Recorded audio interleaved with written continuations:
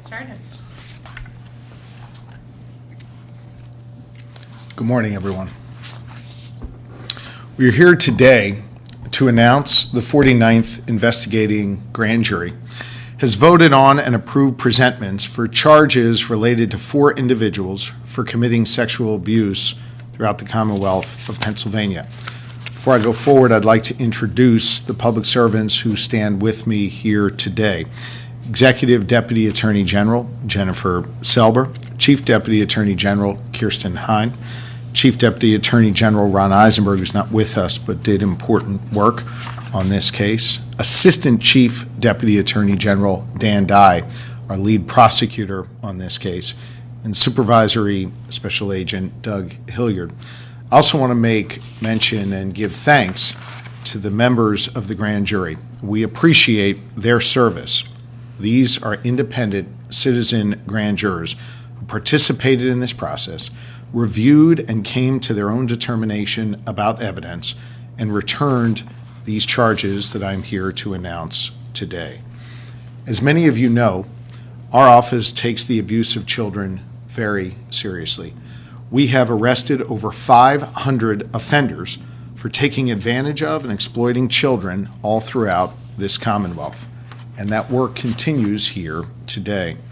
The cases that we are here to announce are deeply disturbing, the allegations hard to imagine, while all sharing one common tie. The 19 victims and 4 men who are being charged with sexually violating them are all members of the Jehovah's Witness organization. Most of these defendants used their faith and church to gain access to their victims, to build their trust, and then molested them. Children who have a right to grow up in a safe community, but were defiled by members of their own congregations. Some defendants only looked as far as their own families to commit their abuse. My office will not stop until these defendants are held accountable for the crimes against innocent children and until justice is achieved for these courageous survivors.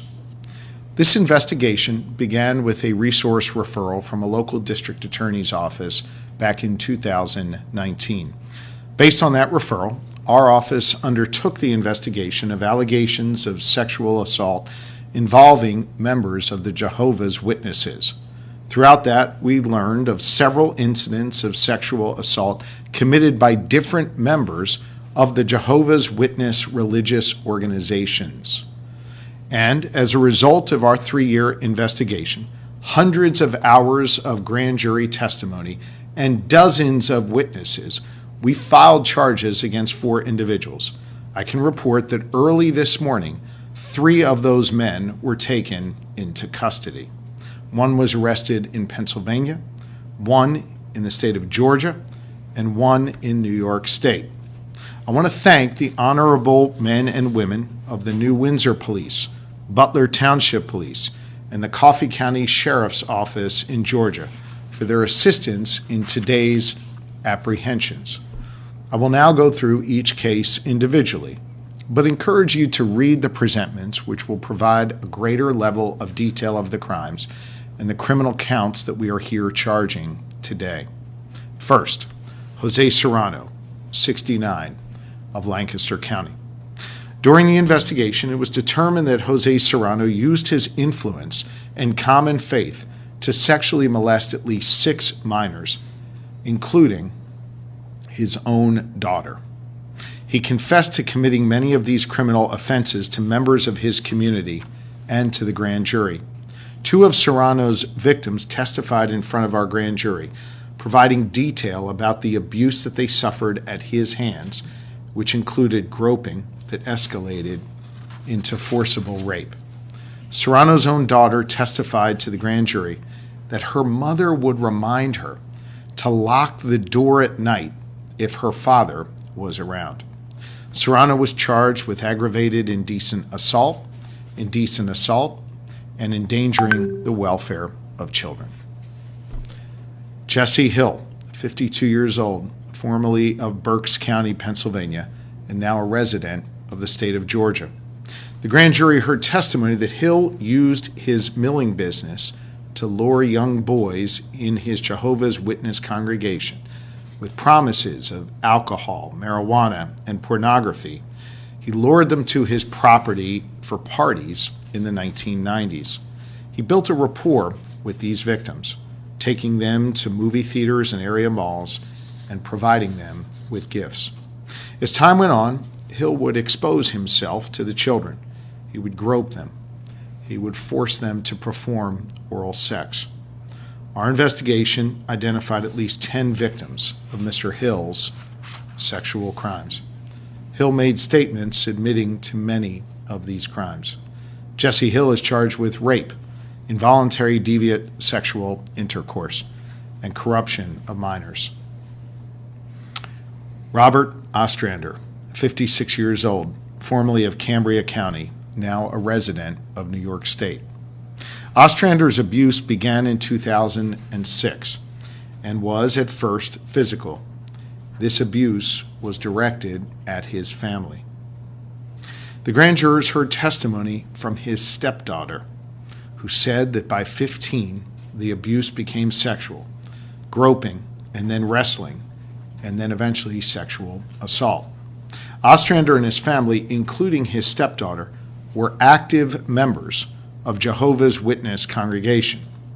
As a result of that membership and the relationship that he and his family enjoyed, his stepdaughter became friends with another girl Ostrander was given unsupervised access to. He exploited that access and sexually assaulted her as well.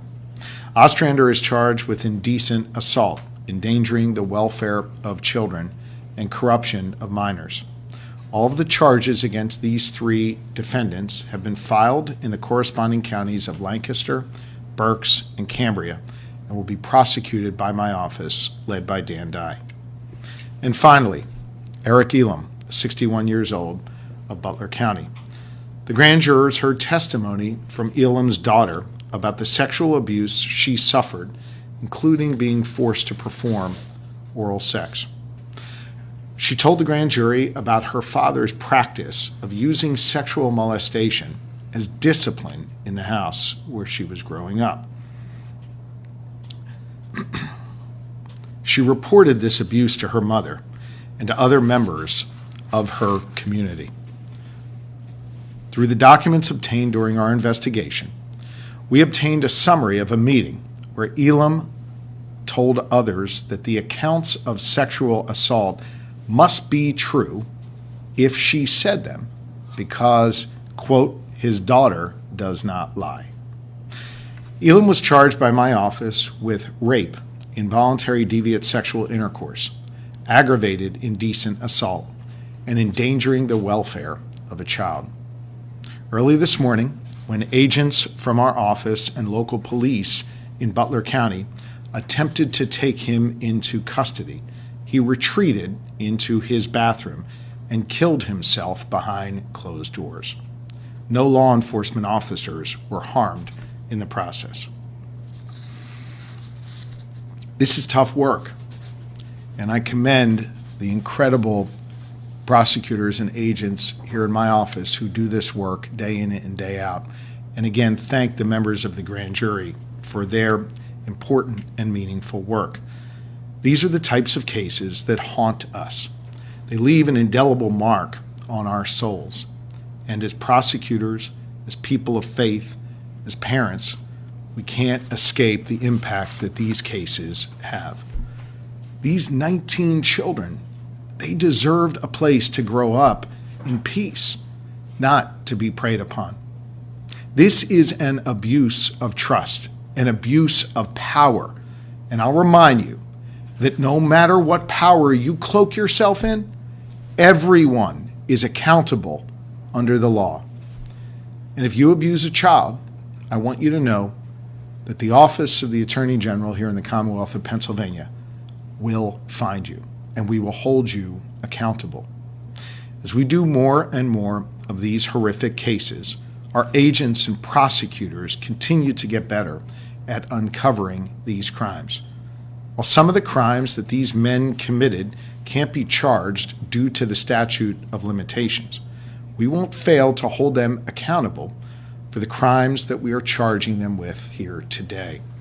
These 4 presentments lay out the nature of our investigation, but I want you to know this investigation is very active and ongoing.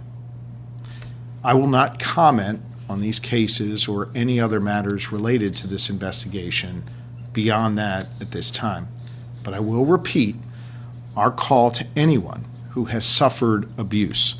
We want you to know that we are here and we are listening. We are urging anyone who has had a similar experience to come forward to tell us your story. We're here to listen and we will act. Your case won't be swept under the rug. Your experience will not go unheard. This investigation is intensive and laborious, and as I said a moment ago, ongoing. We have found victims, we have heard their voices, and we have corroborated their complaints, and our work continues. Today we have the opportunity to reach out and to publicly ask if anyone has information regarding similar allegations of sexual assault. Please contact our office immediately. We have established a special hotline just for you. That number is 1-888-538-8541. Again, that special hotline we've established just for you is 888-538-8541. And with that, I'll do my best to answer your questions with the understanding, of course, that I'm constrained in what I can speak of due to the nature that this investigation is active and ongoing. Right now, are there other suspects that you're still investigating? And do you have any reason to believe that nationally this could be a bigger national case with more suspects in other states? All I can say is that our case is active and ongoing, and I'm obviously constrained today based on what is written in these presentments. And I think as the prosecution begins, more information will be presented as we make our case, which may help address your questions. Go ahead. I just want to be clear. You said that all 4 of the men charged were Jehovah Witness. Is that correct? They were involved there, yes. So do you think it's something within that religion itself? I mean, because these men were not from the same area. They were from different counties. I really can't comment beyond what I've already said and beyond what's in the 4 corners of the presentment. And as I said a moment ago to your colleague, as we move forward here, as the prosecution begins, I think more information will be presented as we make our case. Good questions. Okay. Thank you all very much.